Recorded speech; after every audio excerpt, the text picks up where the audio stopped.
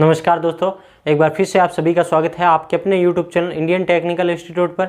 और आज जो है मैं आप सभी के लिए जो है डीसी मोटर का जो नेक्स्ट पार्ट है वो लेके आया हूँ, जिसके अंदर हम लोग जो है आज स्टार्टर पढ़ने वाले हैं कि स्टार्टर आपके कितने प्रकार के होते हैं डीसी मोटर के अंदर, और स्टार्टर का जो बेसिक कॉन्सेप्ट है कि स्टार्टर कैसे वर्क करता है वो हम लोग पढ़ने वाले हैं। और आपके पेपर में कितने टाइप के क्वेश्चन जो है स्टार्टर से रहने वाले हैं, ये सारा का सारा एक ही वीडियो में आज जो है मैं आपको कवर करवाने वाला हूँ। तो वीडियो को अंत तक जरूर देखिएगा। अगर वीडियो अंत तक देखोगे तो आपका एक भी पर्सन इसमें से बाहर जो है नहीं जाएगा दोस्तों।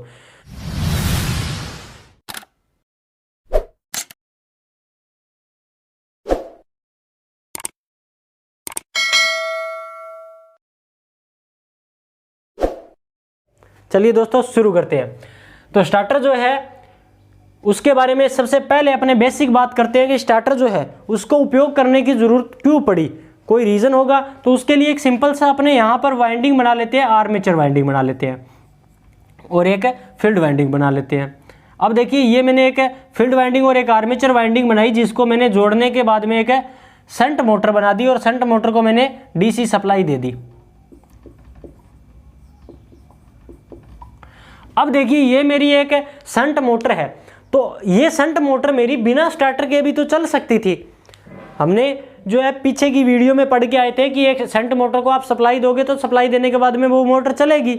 लेकिन क्या होता है कि स्टार्टिंग के अंदर आप देखिए, स्टार्टिंग के अंदर उसके अंदर ना तो स्पीड है और ना ही बैक ईएमएफ है, तो आपका जो है सारा का सारा स्टार्टिंग करंट जो होता है वो आपके आर्मेचर को मिलता है। और स्टार्टिंग करंट का मान उच्च होने के कारण, यानी कि सबसे पहली बात आ गई कि स्टार्टिंग करंट का मान उच्च होता है। कितना होता है? तो आपका 1.5 गुना तक रनिंग करंट का।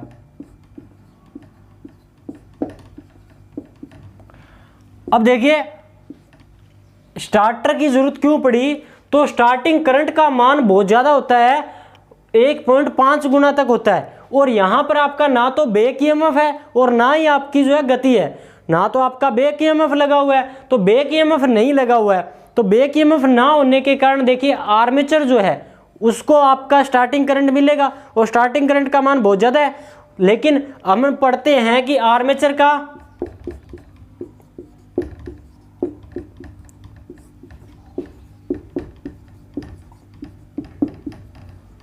प्रतिरोध 1 ओम या उससे कम होता है। आर्मेचर का जो प्रतिरोध है वो 1 ओम या उससे भी कम होता है। तो 1 ओम या उससे भी कम है, आपकी जो स्टार्टिंग करंट है वो स्टार्टिंग करंट अगर इस प्रतिरोध वाले आर्मेचर को मिलेगी तो आपका आर्मेचर जल जाएगा। तो आर्मेचर ना जले इसलिए हम लोग क्या लगाते हैं, स्टार्टर लगाते हैं। इतनी बात समझ में आई क्या? इतना फंडा समझ में आया? अब देखिए कि आपका स्टार्टर जो है वो है क्या। तो स्टार्टर जो है वो एक्चुअल में आर्मेचर के श्रेणी क्रम में एक तरीके का हम बोल सकते हैं कि प्रतिरोध जो है वो लगाते हैं स्टार्टिंग के टाइम, यानी कि जब मोटर चालू होती है उस टाइम जो है वो हम लोग एक प्रतिरोध जो है वो लगाते हैं। जैसे जैसे मोटर जो है स्टार्ट होती है और गति पकड़ती है, जैसे जैसे स्टार्टिंग के टाइम क्या है, गति का मान 0, तो गति का मान 0 है, तो गति जो है किसके समानुपाती है, बैक ईएमएफ और फ्लक्स के व्युत्क्रमानुपाती। तो बैक ईएमएफ का मान भी 0 है, यानी कि स्टार्टिंग के टाइम बैक ईएमएफ का मान भी क्या है, 0 है, गति का मान भी 0 है, बैक ईएमएफ का मान भी 0 है। तो अब देखिए यहां पर बैक ईएमएफ का मान 0 है, तो इसलिए क्या होता है, स्टार्टिंग के टाइम इसके श्रेणी क्रम में एक प्रतिरोध लगा देंगे। तो ये प्रतिरोध क्या करेगा, तो यहां पर जो इसके जो करंट मिलने वाली थी, ये जो स्टार्टिंग करंट मिलने वाली थी, ये प्रतिरोध उच्च होने के कारण ये आर्मेचर को प्रोटेक्ट कर लेगा। और जैसे जैसे मोटर गति पकड़ेगी तो बैक ईएमएफ का मान भी आएगा, बैक ईएमएफ भी पैदा होगा। तो बैक ईएमएफ पैदा होगा तो ये जो आपका स्टार्टर आप अलग से जो प्रतिरोध लगाओगे आर्मेचर के श्रेणी क्रम में, उसको हम लोग सर्किट से क्या कर देते हैं, बाहर निकाल देते हैं। तो आर्मेचर के श्रेणी क्रम में प्रतिरोध लगाकर जो है आर्मेचर को प्रोटेक्ट करते हैं स्टार्टिंग के टाइम। तो आप बोलोगे कि सर यहाँ पर हम लोग स्टार्टर ही क्यों लगा रहे हैं, यहाँ पर हम लोग जो है वेरिएबल प्रतिरोध भी तो लगा सकते थे, वेरिएबल प्रतिरोध या फिर रियोस्टेट भी तो लगा सकते थे। तो वेरिएबल प्रतिरोध या रियोस्टेट हम लगा सकते थे, लेकिन वो काम क्या करता, देखो अब जैसे मोटर जो थी उसकी सप्लाई आ रही थी, करंट जो है वो आ रही थी, सप्लाई आ रही थी, तो हमने क्या किया, वेरिएबल प्रतिरोध जो है उसको धीरे धीरे कम करके मोटर जैसे जैसे स्पीड पकड़ रही थी उसका जो बैक ईएमएफ का मान पैदा हो रहा था, हमने इस रियोस्टेट को बाहर निकाल दिया, परिपथ से बाहर निकाल दिया। अब हम लोग अपना काम करने चले गए और मोटर जो थी उसकी सप्लाई ऑफ हो गई। सप्लाई ऑफ होने के बाद में दोबारा से सप्लाई जब आएगी, तो दोबारा से जब सप्लाई आएगी तो ये वेरिएबल प्रतिरोध जो था उसको तो आपने सर्किट से मैन्युअली पहले से ही बाहर निकाल दिया था, तो ये जो है अब बाहर है। तो अब आर्मेचर जो है उसको सीधा जो स्टार्टिंग करंट है वो मिलेगा, तो सीधा स्टार्टिंग करंट मिलेगा, तो मोटर क्या हो जाएगी, जल जाएगी।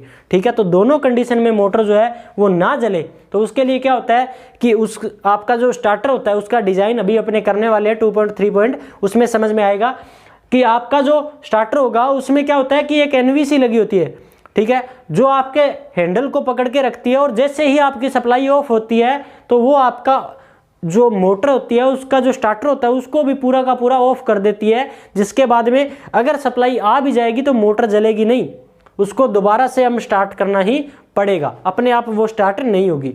इतनी बातें समझ में आई क्या? अब देखते हैं कि स्टार्टर का उपयोग क्यों कर रहे थे, इतनी बात समझ में आ गई। तो अब स्टार्टर के कुछ ना कुछ लाभ भी तो होंगे, स्टार्टर के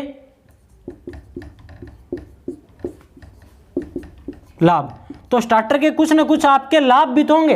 तो स्टार्टर क्या करता है, तो सबसे पहले क्या काम करेगा, स्टार्टिंग करंट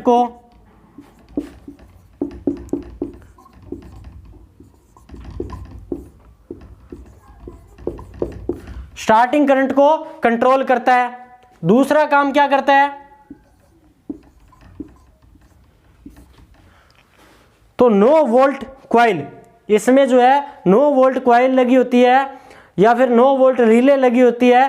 तो ये क्या होती है कि जब आपकी सप्लाई ऑफ होगी तो मोटर जो है उसको पूरा का पूरा ऑफ कर देती है नो वोल्ट क्वाइल, यानी कि आपकी सप्लाई दोबारा आने के बाद में भी मोटर जो है उसकी सुरक्षा करेगी। पहला काम स्टार्टिंग करंट जो है उससे अपनी मोटर को बचाएगा स्टार्टर। दूसरा काम एनवीसी लगाकर हम लोग जो है सप्लाई अगर चली गई है और उसके बाद में दोबारा से सप्लाई जब आएगी तो उस टाइम मोटर को बचाएगा। और तीसरा काम क्या करेगा,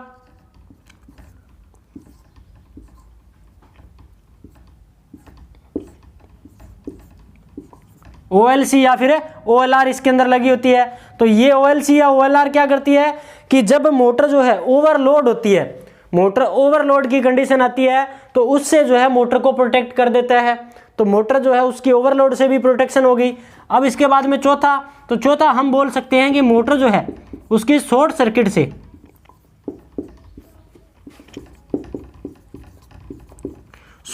से क्या करता है, सुरक्षा करता है। तो आपका जो स्टार्टर है वो मेन तो ये 4 काम करता है, लेकिन इसके बाद में जो है हम लोग एक काम और बोल सकते हैं कि ये स्टार्टर ऑन ऑफ करने का भी तो काम कर रहा है, मोटर को हम लोग चालू और बंद भी तो कर रहे हैं। लेकिन इसके लिए हम लोग क्या कर सकते हैं, एक जो है स्विच भी यूज कर सकते हैं, लेकिन स्विच के अंदर ये जो सारी की सारी जो फैसिलिटी है वो आपको नहीं मिलेगी। इसके लिए पूरा का पूरा एक स्टार्टर जो है वो उपयोग किया जाता है। तो अगर स्टार्टर से बेसिक एग्जाम टाइम में क्वेश्चन आएगा तो वो यही आएगा कि आपका जो स्टार्टर है वो स्टार्टिंग करंट का मान कितना होता है। तो स्टार्टिंग करंट का मान मोटर में 1.5 गुना तक होता है और आर्मेचर का प्रतिरोध कम होने के कारण मोटर जलने का खतरा रहता है, इसलिए स्टार्टर उपयोग करते हैं। और अब अपने बात करेंगे लाभ की। तो स्टार्टिंग करंट को कंट्रोल करने का काम करता है और एनवीसी होती है तो जो आपके 9 वोल्ट के टाइम जो है मोटर की सुरक्षा करता है, और OLR लगे होने के कारण जो है ओवरलोड रिले से भी सुरक्षा करता है और शॉर्ट सर्किट से भी आपकी जो मोटर है उसकी सुरक्षा करता है। तो ये इतने जो है बेसिक बातें थी आपके जो स्टार्टर से रिगार्डिंग। इतनी चीज़ें समझ में आई क्या? तो इतनी चीज़ें अगर समझ में आई है तो आप सभी के लिए बहुत बढ़िया बात है। अब देखते हैं अपने 2 पॉइंट स्टार्टर और 3 पॉइंट और 4 पॉइंट कि स्टार्टर जो है उसका वर्गीकरण जो है कितने प्रकार के अंदर किया गया है, ये देखते हैं दोस्तों।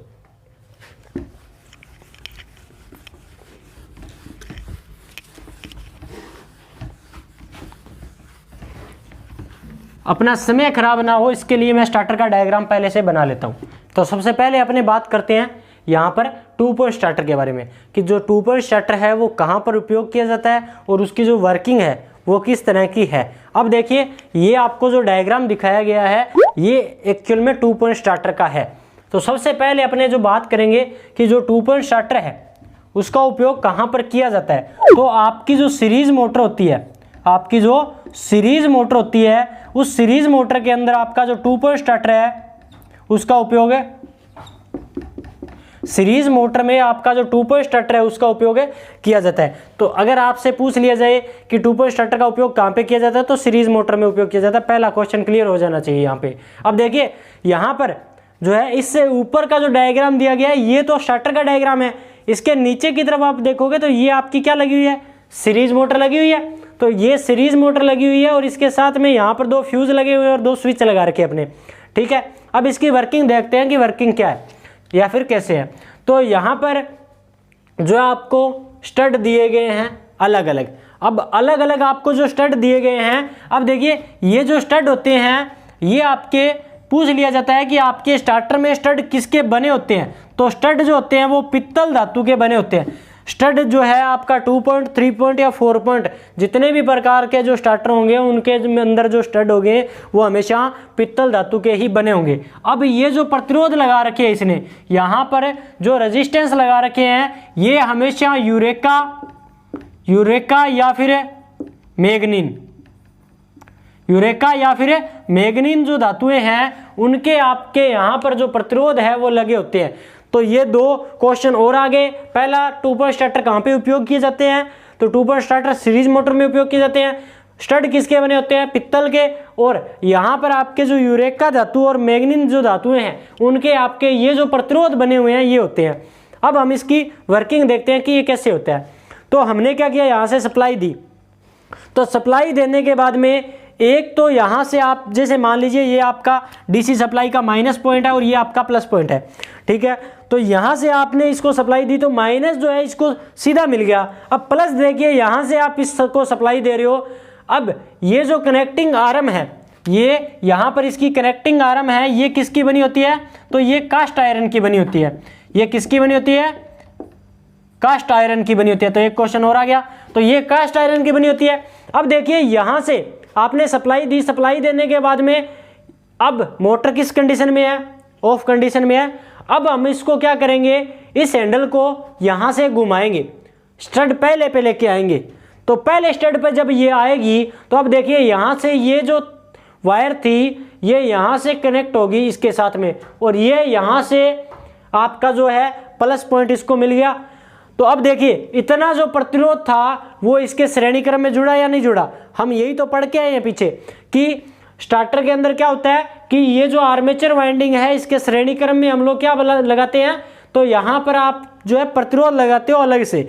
तो अब यहाँ पर आप अलग से जो प्रतिरोध लगा रहे हो ये प्रतिरोध जो है जैसे ही हम लोग जो है स्टड पहले पे करेंगे तो सारा प्रतिरोध जुड़ेगा और जैसे ही मोटर थोड़ी सी घूमेगी हम स्टड दूसरे पे लेके आएंगे, उसके बाद में स्टड तीसरे पे लाएंगे, बैक ईएमएफ का मान बढ़ता रहेगा और उसके बाद में सारा का सारा जो आपका प्रतिरोध है उसको हम बाहर करके और ये जो ऑन कंडीशन है, ये जो ऑन कंडीशन है, अब देखिए हम यहाँ से ये जो आपका हैंडल है या फिर आप हम बोल सकते हैं कनेक्टिंग जो आर्म है इसको स्टड जो आपका ऑन है ये जो लास्ट स्टड है इसके ऊपर हमने लाकर खड़ा कर दिया।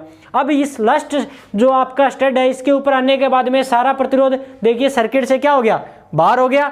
अब सर्किट से सारा प्रतिरोध बाहर होने के बाद में एनवीसी जो है, जो एनवीसी है ये जो है आपकी हम बोल सकते हैं एक कॉइल है आपकी मैग्नेट बनी हुई है, ठीक है, एक इलेक्ट्रोमैग्नेट बनी हुई है। अब देखिए ये कॉइल क्या करेगी, इस जो हैंडल है या कनेक्टिंग आर्म है इसको क्या करेगी, जकड़ के रख लेगी, यानी कि इसको पकड़ के रख लेगी। अब यहाँ पर ये जो आपकी जो कनेक्टिंग आर्म है ये यहाँ पर रुक गई। अब देखिए, अब हमारा जो माइनस था वो मोटर को सीधा मिल रहा था, प्लस जो था वो यहाँ से होकर और इस मोटर को सीधा मिल रहा था। तो अब अपनी जो मोटर थी उसके अंदर कोई भी प्रतिरोध नहीं है और अपनी मोटर घूम रही है। जैसे ही हमारी मोटर की सप्लाई जो है ऑफ हुई, सप्लाई ऑफ होते ही ये जो कॉइल बन रही थी चुंबक बन के यहाँ पर रुकी हुई थी और इस जो आपकी कनेक्टिंग आर्म जो थी उसको पकड़ कर रखा हुआ था, तो इसको क्या करेगी, इसको छोड़ देगी, इसको छोड़ देगी और छोड़ने के बाद में क्या करेगी, ये घूमते हुए फिर से यहाँ पर आ जाएगी। क्यों आएगी? क्योंकि इसके ऊपर यहाँ पर क्या लगा हुआ है, एक स्पाइरल स्प्रिंग लगा हुआ है। तो ये जो स्पाइरल स्प्रिंग लगा हुआ है इसका जो दबाव होगा उस दबाव के कारण आपकी जो मोटर है उसकी जो मोटर है उसका जो ये कनेक्टिंग आर्म है ये दबाव के कारण घूमता हुआ ऑफ कंडीशन में फिर से आ जाएगा। तो ये इतना समझ में आया क्या कि आपकी जो मोटर थी वो किस तरह से 2 पॉइंट स्टार्टर जो है उसका यूज होता है आपकी जो सीरीज मोटर है उसके अंदर। अब पूछ लिया जाता है एक दूसरा क्वेश्चन कि जो एनवीसी है, जो सीरीज 2 पॉइंट स्टार्टर के अंदर जो एनवीसी लगी होती है, आपकी जो एनवीसी होती है वो मोटे तार व कम टर्न की होती है, मोटे तार व कम टर्न की होती है।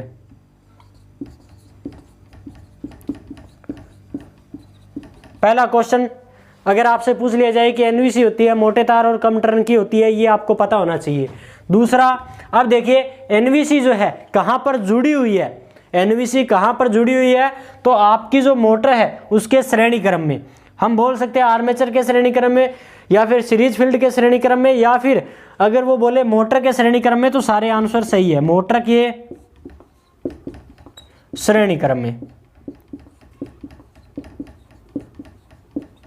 अब देखिए ये जो है आपके 2 पॉइंट स्टार्टर से इतने जो क्वेश्चन हैं वो आपके ये रहते हैं। आपसे पूछ लिया जा सकता है प्रतिरोध किसके बने होते हैं, आपसे पूछ लिया जाता है स्टड किसके बने होते हैं या कनेक्टिंग आर्म किसकी बनी होती है। ठीक है, तो ये सारी की सारी जो चीज़ें हैं ये आप सभी को उम्मीद करता हूँ समझ में आ गई होगी और इसकी जो वर्किंग है वो भी समझ में आ गई होगी। तो देखिए दोस्तों, पसीना भी आ रखा है, तो एक बात का ध्यान रखिएगा हमेशा कि जो पानी से नहाता है, जो पानी से नहाता है वो हमेशा लिबास बदलता है, जो पानी से नहाता है वो केवल लिबास बदलता है, और जो पसीने से नहाता है वो हमेशा इतिहास बदलता है। तो आप सभी के लिए मैं यही कहना चाहूँगा कि ये जो टॉपिक है ये पढ़ाने का काम मेरा है, समझने का काम आपको एक बार में समझ नहीं आ रहा तो वीडियो को दूसरी बार देखिए, उसके बाद में भी नहीं आ रहा तो वीडियो को तीसरी बार देखिए। आपके पास कंटेंट जो है मेरा उपलब्ध करवाया हुआ है, तो आप अगर पढ़ते रहेंगे तो ये सारा का सारा टॉपिक आपको याद भी होगा और समझ में भी आएगा और आप एग्जाम भी कर पाओगे। तो चलिए दोस्तों, अब ये हो गया अपना 2 पॉइंट स्टार्टर, अब अपने करते हैं 3 पॉइंट स्टार्टर। तो अभी जो अपने 3 पॉइंट स्टार्टर देखने वाले हैं कि जो 3 पॉइंट स्टार्टर है उसके बारे में विशेष बातें क्या है और इसकी वर्किंग क्या है और एग्जाम टाइम में कैसे क्वेश्चन है जो रहते हैं।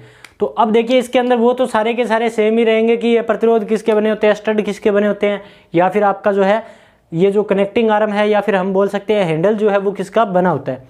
तो ये जो सारी की सारी जो चीज़ें हैं वो तो सेम रहेगी, लेकिन इसकी जो वर्किंग है इसमें देखिए उसमें केवल और केवल एनवीसी थी, यानी कि आपका जो 2 पॉइंट स्टार्टर था उसमें केवल और केवल एनवीसी थी, लेकिन यहाँ पर आपकी जो है OLC ओवरलोड रिले जो है वो भी आपकी यहाँ पर आ जाती है। तो OLC जो है वो आने के कारण इसकी जो वर्किंग है उसमें थोड़ा सा डिफरेंस आ जाता है।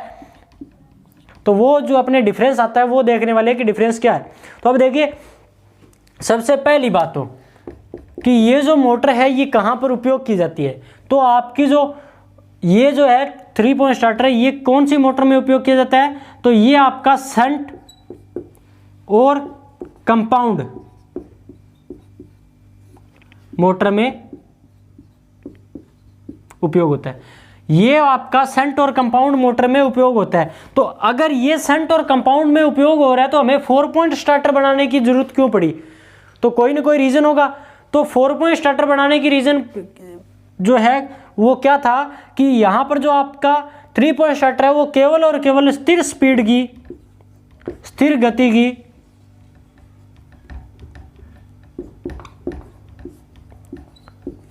मोटरों में, स्थिर गति की जो मोटरें हैं केवल और केवल उनमें यूज किया जाएगा जहां पर गति परिवर्तनशील होगी, यानी कि गति में थोड़ा बहुत अंतर आएगा तो उस जगह के ऊपर 3 पॉइंट स्टार्टर उपयोग नहीं किया जा सकेगा। तो अब अगर क्वेश्चन आए कि आपका जो 3 पॉइंट स्टार्टर है वो कहां पर उपयोग किया जाता है, तो शंट और कंपाउंड मोटर में तो उपयोग होता है, लेकिन उसके साथ साथ में ऐसी जगह पर उपयोग होता है जहां पर स्थिर स्पीड होती है, स्थिर गति जो होती है वहां पर आपका 3 पॉइंट स्टार्टर उपयोग किया जाता है। इतनी बातें समझ में आई क्या? अब देखिए इसकी वर्किंग क्या है। तो उसमें क्या था कि केवल और केवल आपका जो था वो 2 पॉइंट स्टार्टर लगा हुआ था जिसमें एनवीसी लगी हुई थी, OLR नहीं लगा हुआ था या OLC नहीं लगी हुई थी। तो अब यहाँ पर वही आपका जो माइनस पॉइंट है वो सारी की सारी मिल जाएगा वाइंडिंगों को। और अब अपने प्लस पॉइंट की बात करेंगे। अब देखिए यहाँ से आपका प्लस पॉइंट जो है OLC में से होकर और आपका कनेक्टिंग आर्म तक पहुंचा, और कनेक्टिंग आर्म जो थी अभी किस कंडीशन में है? ऑफ कंडीशन में। जैसे ही हमने इसको घुमाया तो घुमाने के बाद में देखिए ये पहले जो रेजिस्टेंस था उस पर आया, पहले स्टड पर आया, तो अभी सारा का सारा जो प्रतिरोध था वो देखिए आर्मेचर के श्रेणी क्रम में जुड़ गया या नहीं जुड़ा? जुड़ गया ना। अभी आर्मेचर के श्रेणी क्रम में ये यहाँ पर पहला प्रतिरोध जुड़ गया। अब दूसरे पे जैसे ही किया तो ये प्रतिरोध यहाँ से आर्मेचर के सर्किट में से तो बाहर निकल गया, लेकिन देखिए यहाँ से ये जो आपका प्रतिरोध था ये आपका NVC और आपकी जो फील्ड वाइंडिंग थी उसके अंदर जुड़ गया। ठीक है, अब जैसे ही ये प्रतिरोध तीसरे पे पहुंचा तो इतना जो सारा का सारा प्रतिरोध था यहाँ से घूमता हुआ आपकी जो फील्ड वाइंडिंग थी उसके श्रेणी क्रम में जुड़ गया। अब ये जो था ये यहाँ पर जैसे ही ऑन कंडीशन में पहुंचा तो ये सारा का सारा जो प्रतिरोध था ये आर्मेचर के परिपथ में से तो निकल गया, आर्मेचर के श्रेणी क्रम में से तो बाहर निकल गया, लेकिन फील्ड वाइंडिंग के श्रेणी क्रम में जुड़ गया। तो इसी कारण से अब देखिए यहाँ पर जो है मोटर जो थी उसकी जो फील्ड वाइंडिंग थी वो कम फ्लक्स बनाने लगेगी। तो ये एक थोड़ा सा जो है इस स्टार्टर का नुकसान होता है। अब देखिए इसके अंदर जो 3 पॉइंट स्टार्टर के अंदर OLR जो लगी होती है अब वो कैसे काम करेगी। तो अब देखिए आपका जो कनेक्टिंग आर्म है वो कहाँ पर है? ऑन कंडीशन में है, और यहाँ पर आर्मेचर जो है वो आर्मेचर के सीधे श्रेणी क्रम में यहाँ पर देखिए जुड़ गया। अब आर्मेचर के सीधे जुड़ा हुआ है तो अब आर्मेचर जैसे ही करंट जो है उसको ज़्यादा लेगा, करंट का मान आर्मेचर में जैसे ही लोड बढ़ेगा तो आर्मेचर करंट बढ़ेगी, तो जैसे ही आर्मेचर करंट बढ़ेगी तो आर्मेचर करंट बढ़ते ही आपकी जो OLR है, आपकी जो OLR है वो क्या करेगी? वो आपकी चार्ज हो जाएगी।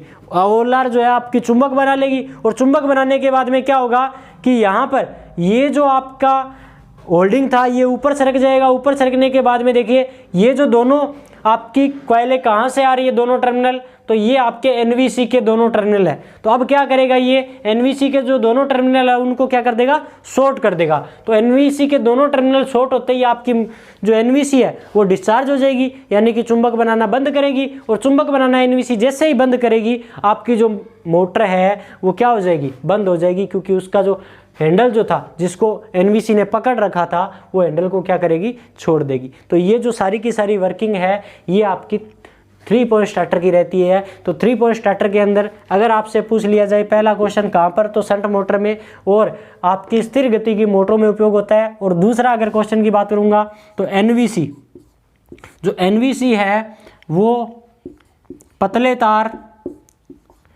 तार व अधिक टर्न की होती है।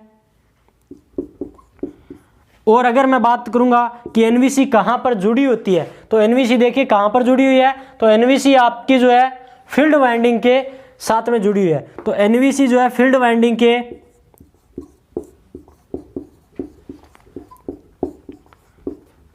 श्रेणी क्रम में, फील्ड वाइंडिंग के श्रेणी क्रम में, फील्ड वाइंडिंग के श्रेणी क्रम में आपकी जो NVC है वो जुड़ी होती है साथियों। अब देखिए यहाँ पर आपकी जो है NVC आपको जुड़ी हुई दिख रही होगी। तो एग्जाम टाइम में आपसे सीधा क्वेश्चन पूछा जाता है कि 3 पॉइंट स्टार्टर का उपयोग कहाँ पर किया जाता है, तो शंट मोटर और कंपाउंड मोटर में उपयोग किया जाता है, और जहाँ पर स्थिर गति की मोटरें होती है वहाँ पर उपयोग किया जाता है। और इसमें जो NVC होती है वो हमेशा पतले तार और अधिक टर्न की होती है और फील्ड वाइंडिंग के श्रेणी क्रम में जुड़ी होती है। आपसे इतना ही पूछेगा, ठीक है। अब इसके अंदर अपने बात करेंगे तो सारे के सारे वो क्वेश्चन जो है सेम ही रहने वाले हैं। तो ये जो है आपका 3 पॉइंट जो स्टार्टर है ये कंप्लीट हो गया है। अब अपने देखते हैं 4 पॉइंट स्टार्टर। हाँ जी 4 पॉइंट स्टार्टर। तो 4 पॉइंट स्टार्टर देखिए इसके अंदर जो इसका डायग्राम है वो लगभग जो है वो 3 पॉइंट स्टार्टर की तरह ही रहता है, लेकिन इसके अंदर दो ही चीज़ों को चेंज किया जाता है। एक तो इसके अंदर एक प्रोटेक्टिव जो रेजिस्टेंस है वो जोड़ दिया जाता है, और दूसरा हमने 3 पॉइंट स्टार्टर में क्या किया था, एक जो है वायर के जरिए जो ये प्रतिरोध थे हम देख रहे थे कि फील्ड वाइंडिंग के श्रेणी क्रम में जुड़ रहे थे। तो आपका जो 4 पॉइंट स्टार्टर है इसमें ये दोनों काम नहीं होते हैं। अभी सबसे पहला जो क्वेश्चन है वो पूछा जाता है कि 4 पॉइंट स्टार्टर में कि 4 पॉइंट स्टार्टर का उपयोग कहाँ पर किया जाता है। तो 4 पॉइंट स्टार्टर का उपयोग शंट व कंपाउंड मोटर,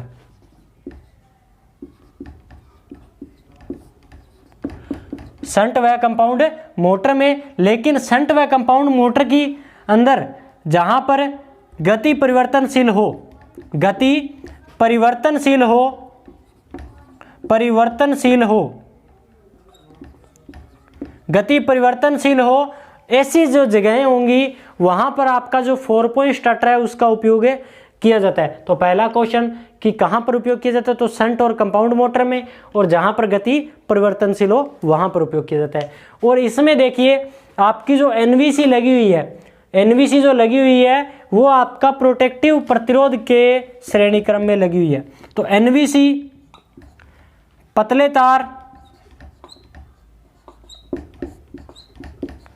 वह अधिक टर्न की होती है पहला। अब इसके बाद में दूसरा अपने बात करेंगे, तो एनवीसी जो है वो प्रतिरोध के श्रेणी क्रम में, यानी कि हमने देखा कि एनवीसी जो थी 2 पॉइंट स्टार्टर के अंदर किसके अंदर लगी हुई थी, तो आपका जो आर्मेचर और जो आपकी सीरीज फील्ड वाइंडिंग थी उनके श्रेणी क्रम में, और आपका जो 3 पॉइंट स्टार्टर था उसमें आपकी फील्ड वाइंडिंग के श्रेणी क्रम में, और आपका 4 पॉइंट स्टार्टर उसके अंदर आपका प्रोटेक्टिव प्रतिरोध जो है उसके श्रेणी क्रम में।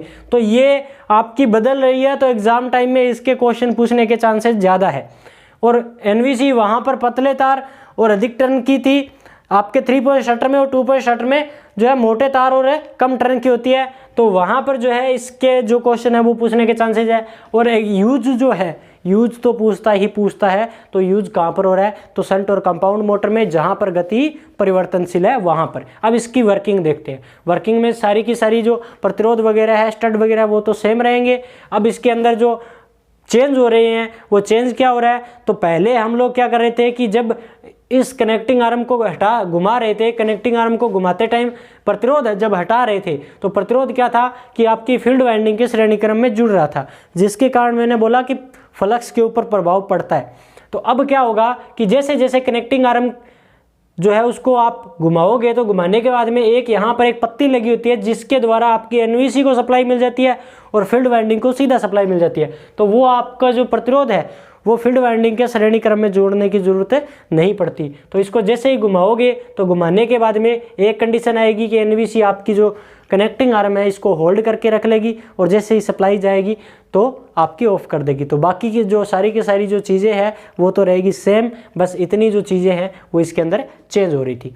तो इतनी बातें मैं उम्मीद करता हूँ कि आपको समझ में आ गई है। और जो स्टार्टर का जो टॉपिक है वो आप सभी के लिए बहुत ही जो है इम्पोर्टेंट होने वाला है। तो अगर आपको समझ में नहीं आया तो वीडियो को दोबारा से देख लीजिए, और अगर आपको टॉपिक समझ में आ गया और अच्छा लगा है टॉपिक, तो वीडियो को लाइक कर दीजिए। और वीडियो को लाइक करने के साथ में अगला टॉपिक आपको कौन सा चाहिए वो नीचे कमेंट सेक्शन के अंदर कमेंट कर दीजिए। और चैनल जो है उसको अगर सब्सक्राइब नहीं किया तो नीचे जाकर चैनल को सब्सक्राइब भी कीजिए, क्योंकि इससे आप जो है हमारे परिवार के सदस्य बन जाते हैं, और आगे आने वाली जो वीडियोज़ रहेगी उनके नोटिफिकेशन आपको जल्दी से जल्दी मिलते रहेंगे। तो थोड़ा सा आप सहायता कीजिए, क्योंकि आप सभी के लिए हम लोग इतनी मेहनत कर रहे हैं। तो मिलेंगे आप सभी के साथ में नेक्स्ट वीडियो में, तब तक के लिए जय हिंद, जय भारत दोस्तों।